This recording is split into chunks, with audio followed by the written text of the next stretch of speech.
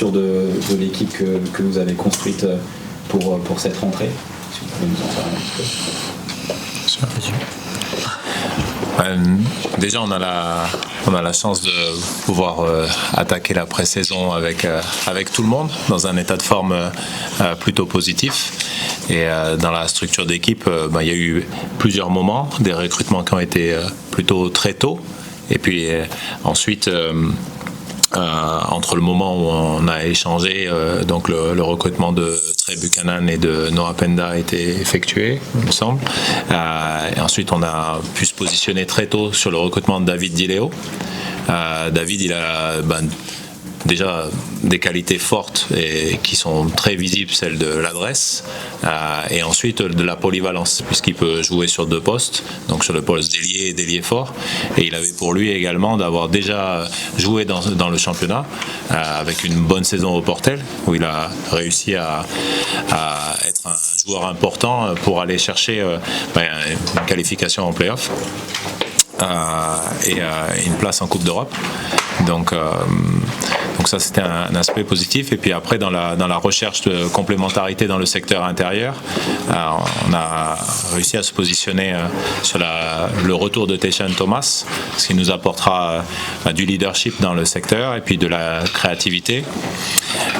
En plus de ça, lui, il avait réussi globalement une très bonne saison en proie, en étant dans le top 3 des MVP français, des MVP du championnat, plus une place dans le meilleur 5. Donc il permet de donner une dimension supplémentaire à notre secteur intérieur et à l'équipe globalement.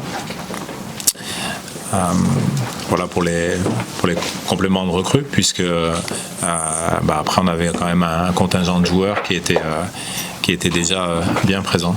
Je pense aussi à Trevor, alors on en a déjà un peu parlé notamment avec Vincent, mais voilà, il a fait une saison plus ou moins bonne avec le MSB. Ça a peut-être été surprenant de prime abord, mais voilà, pourquoi avoir fait ce choix, peut-être aussi avec le marché autour de ça. Non, mais c'est pas du tout un choix par défaut. Trevor, il est arrivé ici comme rookie dans une saison qui était avec certaines problématiques. Donc on sait que c'est jamais évident de s'imposer sur une première saison. Quand on prend un peu de recul sur sa saison, il y a deux choses qui ressortent. C'est son évaluation pour un rookie, qui est quand même assez élevé puisqu'il a 14 d'évaluation, et puis ensuite des pourcentages d'adresse qui démontrent quand même une chose sur laquelle il peut s'exprimer dans la division, malgré le fait qu'il soit ciblé et qu'il soit défendu pour l'empêcher de jouer sur cette qualité. Donc pour nous, quand nous, on n'avait pas trouvé encore notre meneur de jeu, et lui, sa Summer League lui a pas apporté ce qu'il recherchait. Il est à nouveau devenu disponible sur le marché européen, et à ce moment-là, voilà, le contexte à ce moment-là a joué pour le fait qu'on rediscute avec lui et avec ses représentants, et donc il présentait cette qualité d'adresse comme je l'ai déjà mentionné, mais aussi très certainement un peu de potentiel à jouer avec un peu plus de vitesse. Et je pense que lui, il aura à cœur de montrer qu'il est un meneur de jeu peut-être un petit peu plus dynamique quand il est plus au centre du projet. Et donc on va essayer de le pousser dans ce sens-là pour l'aider aussi à exploser cette saison. Une question aussi, j'ai vu sur le site que Hugo Menandi était dans le roster. On n'en avait pas parlé, je crois, avant les vacances. Qu'en est-il il fera partie du groupe cette année? Alors il fait partie du groupe actuellement. C'est vrai que si on reprend la temporalité, lui son projet initial c'était de trouver un rôle majeur dans une équipe de Pro B. Et c'était son souhait, mais en même temps nous on voulait maintenir un lien fort avec Hugo. Et il s'est trouvé que il a pas trouvé à se positionner comme il le souhaitait. Donc il a rattaqué la reprise avec nous, et actuellement on est en train de l'évaluer, et il est en bonne forme. Il sera au moins avec nous sur ce début de préparation, voire plus si affinité.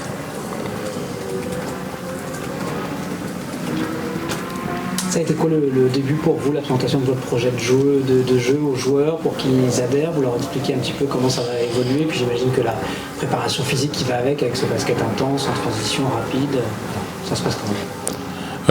Déjà, il faut travailler avec le staff, puisque les premières personnes qu'il faut impliquer, c'est le staff. Une fois que nous, on est alignés sur ce qu'on veut faire entre la présidence et la direction sportive, et puis le staff, il faut qu'il soit très impliqué dans ce projet, puisque eux, ils ont une compétence, une expérience de la division, ils ont déjà fonctionné ensemble, et forcément, ça fait bouger un petit peu les lignes, l'organisation du travail, les méthodes de travail.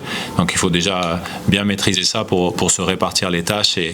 Et ensuite, dès le premier jour, on a commencé à œuvrer dans ce sens-là. Donc oui, il y a des changements pour les joueurs, mais les joueurs, ils ont quand même une capacité d'adaptation.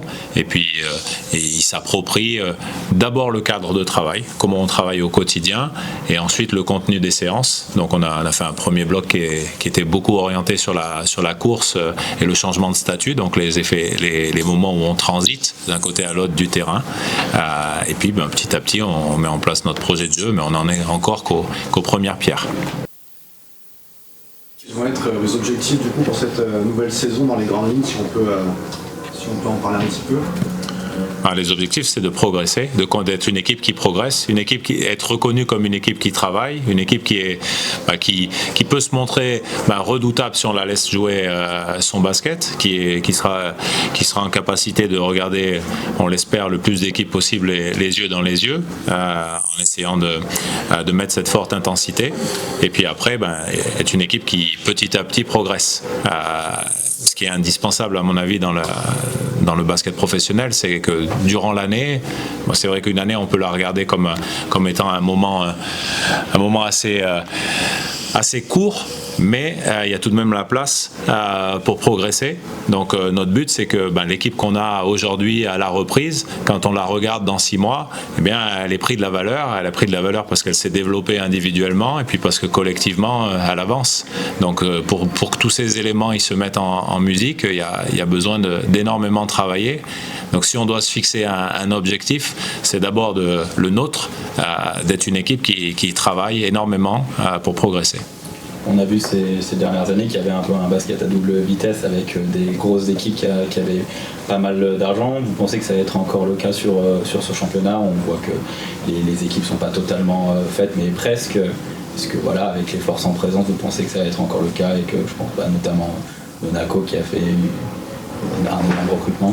Bien sûr, il y a la question de moyens et puis il y a la question de niveau. Donc les équipes qui jouent en Euroleague, en même temps, elles sont plus attractives économiquement, mais elles sont aussi plus attractives vis-à-vis de la compétition, de la double compétition dans laquelle elles jouent.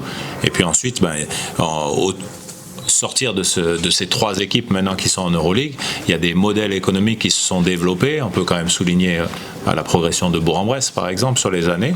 Et puis après, la compétition s'est densifiée derrière ces 4 équipes. Et donc là-dedans, chaque année, il y a des surprises. Donc c'est pour démontrer que la compétition est assez ouverte. Et justement, les équipes qui développent leur cohésion et qui se développent au fil de l'année, elles ont montré qu'elles avaient leur carte à jouer aussi. Donc il faudra se bagarrer pour exister dans cette compétition-là.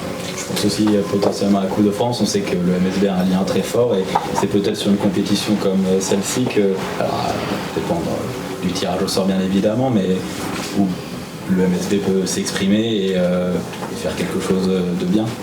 Je pense que pour le MSB, chaque compétition est à jouer pleinement en mettant le maximum d'énergie à l'intérieur des compétitions. Et puis après, c'est vrai qu'il faut être au rendez-vous. Et si on arrive à faire un chemin sur la Coupe de France, ce sera avec grand plaisir.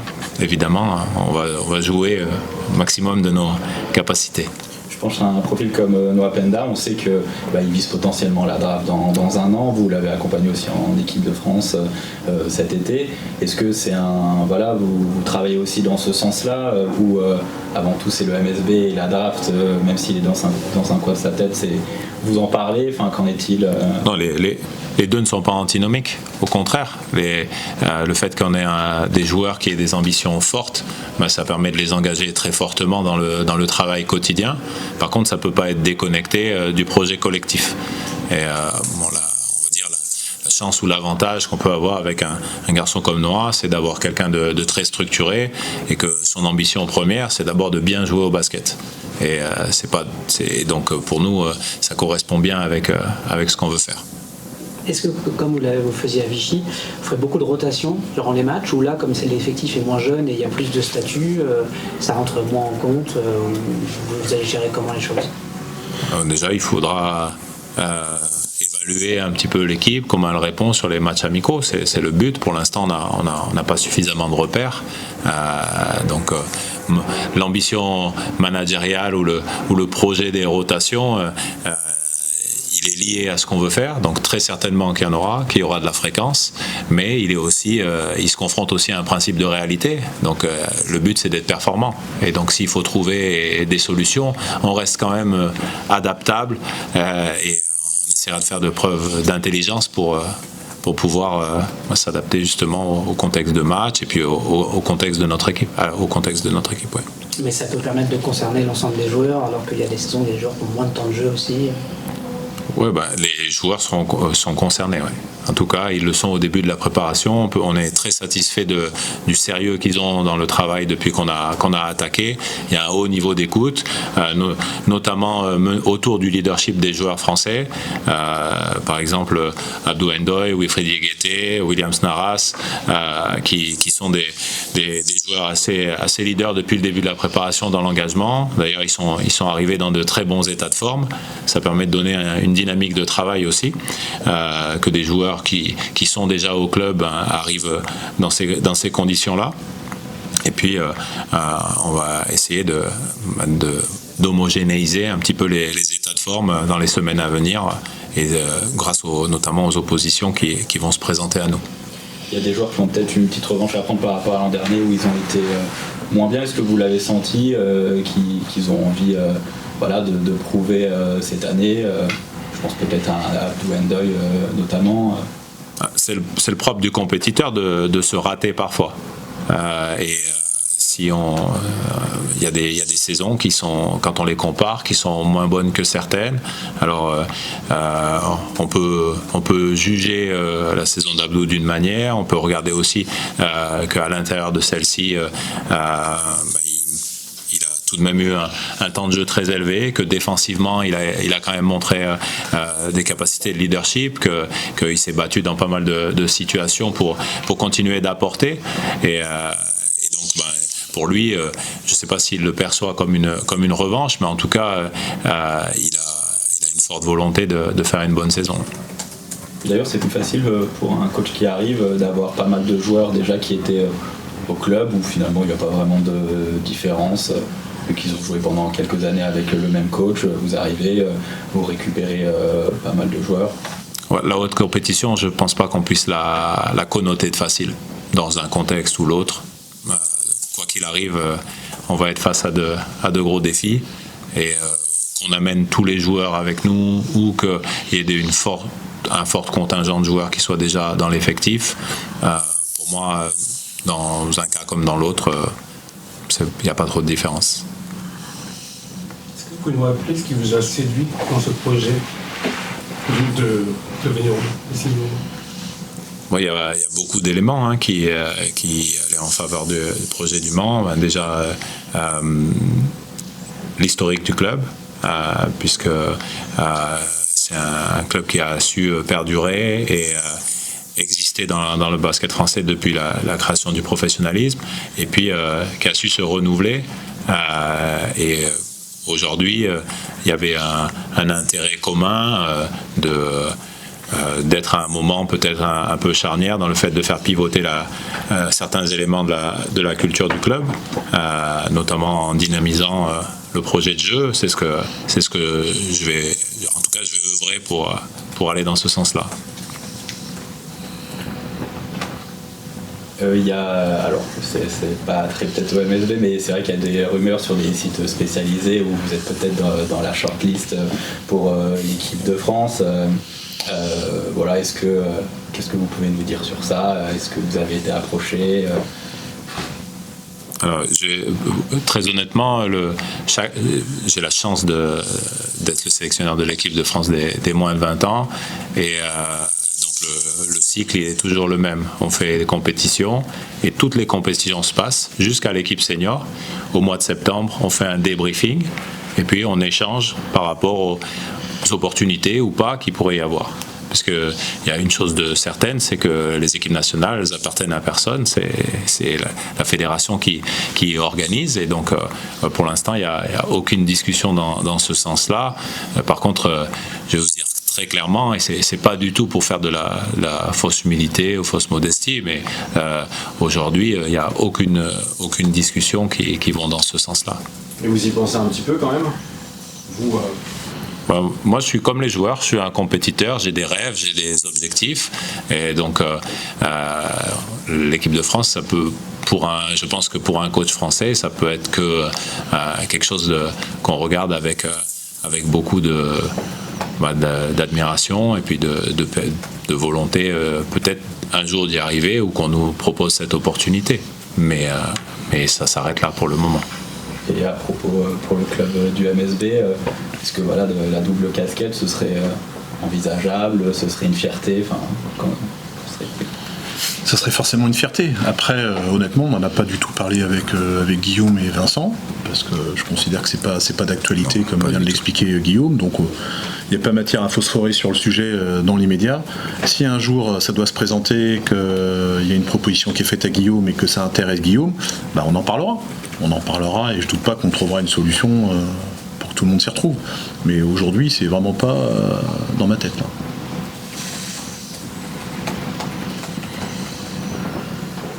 Vis-à-vis de ce nouveau projet de jeu, Vincent, est-ce qu'il y a une excitation particulière? Tu nous avais dit justement, c'est ce qui vous avait séduit chez Guillaume avec ce basket nouveau. Cette nouvelle saison, hâte de voir les premières choses, de voir la façon dont ça peut réussir à porter le club, ce renouvellement. On va dire que ça fait à peu près 2 ans que je regarde plus particulièrement Vichy. Je ne suis pas le seul au club, hein. Antoine Mathieu en particulier suit beaucoup la Pro B. Donc à mon âge, être excité pendant 2 ans, ça fait beaucoup, hein. Donc l'excitation elle est retombée. Simplement, on a la confirmation, mais pas moi seul, hein, que ce que met en place Guillaume aujourd'hui, en tous les cas depuis une semaine, bientôt une semaine, correspond à tout point de vue à ce qu'on avait imaginé et sur quoi on tablait. Voilà. Donc on verra, mais en tous les cas l'identité n'a pas changé et c'est bien ce sur quoi on avait travaillé ensemble ou réfléchi. Et donc moins d'excitation, mais confirmation qu'a priori on est sur la bonne voie. Voilà. Est-ce que jouer un basket comme ça peut aider à aller chercher le plus haut classement des équipes qui, elles, sur le papier, sont davantage favorites? Je sais pas, ça c'est impossible à définir aujourd'hui. On ne connaît pas suffisamment les forces en présence. Il y a des dynamiques qui vont se créer et au contraire d'autres dans certains clubs qui peuvent retomber. En tous les cas, on se donne les moyens d'être en lice pour aller chercher les meilleurs résultats possibles au fur et à mesure de la saison, ça c'est certain. Après, on a eu la chance quand même avec Elric d'avoir très souvent du beau jeu. Une saison mitigée l'année dernière, ça c'est vrai, pour différents facteurs, mais ça nous a permis d'être plutôt compétitifs là aussi. Donc on part vraiment sur un nouveau cycle, un nouveau projet, un nouveau style de jeu qu'on espère tous aussi convaincant pour nos joueurs et le staff que pour notre public et nos partenaires. Voilà, on verra. C'est un peu tôt là. Et en termes de recrutement, là, par rapport aux années précédentes, ça a l'impression que c'était un peu express, on l'avait dit au début. Oui. C'est, pour toi, avec le recul des 10 dernières années, c'est un recrutement qui est vraiment... Je pense on n'a pas vraiment totalement débriefé là-dessus, mais ça peut... cette saison, elle peut être un marqueur d'un nouveau type de process dans le recrutement. Je vous le dis très régulièrement, depuis 2-3 ans, le monde a changé, le monde économique du basket a changé. avec un volant de joueurs qui est peu ou prou le même de toute façon. Donc on se retrouve aujourd'hui avec beaucoup de pays, beaucoup de ligues, énormément de clubs qui attirent, même des endroits a priori exotiques. Et on a procédé différemment et peut-être qu'on procédera dorénavant comme ça à chaque fois sur une chasse précoce pour ne pas se retrouver à sec au cœur de l'été. Par exemple, vous avez Nanterre aujourd'hui. Alors peut-être que dans la journée, les 2 signatures seront annoncées, mais Nanterre qui a un très beau club, qui a la chance d'être localisé sur Paris, donc un attrait colossal pour les étrangers, et qui dispute la BCL, donc, et des moyens très corrects. Et on voit bien qu'en ayant plutôt pris le parti de pas d'attendre, mais en tous les cas de sonder au maximum le marché. Le marché il dégraisse quoi, au fur et à mesure, et les opportunités sont moindres aujourd'hui, et ils sont toujours à la recherche de leur pivot et de leur meneur de jeu, 2 postes que vous savez clés, et quelque part ça met un peu de l'eau à notre moulin, dans le sens où peut-être qu'il faut pas trop non plus tergiverser lorsqu'une opportunité se présente, l'anticiper et y aller. Voilà. Et je pense que c'est ce qu'on a tenté de faire.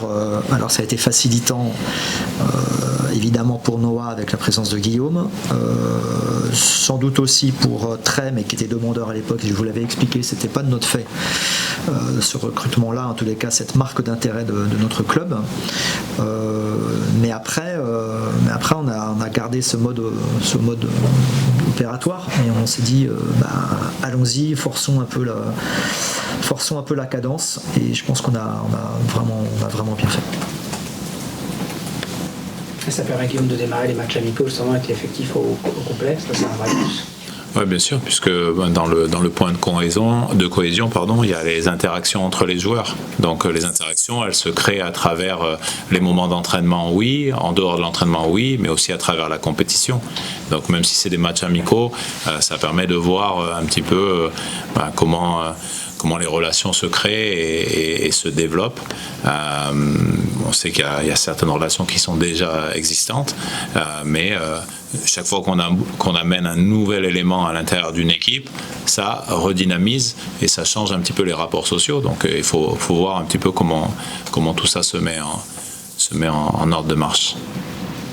Peut-être pour revenir sur Noah, on a vu ces dernières années avec plusieurs joueurs, même si c'est difficile de se projeter sur une draft bien entendu, un certain intérêt autour de joueurs d'équipe de la part d'observateurs étrangers américains. Vous, comment vous pourriez éventuellement réagir par rapport à un intérêt sur Noah et sur l'équipe globalement?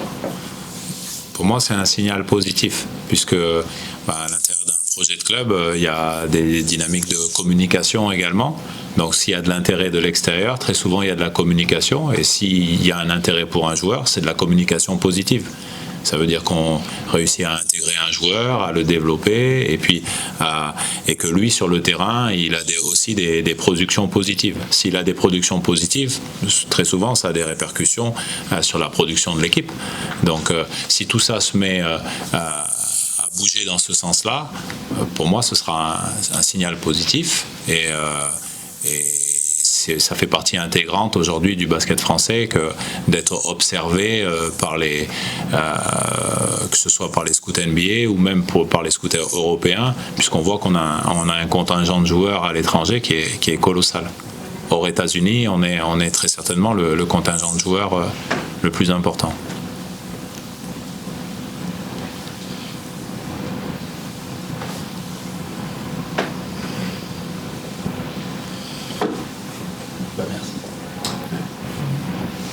C'est bon ?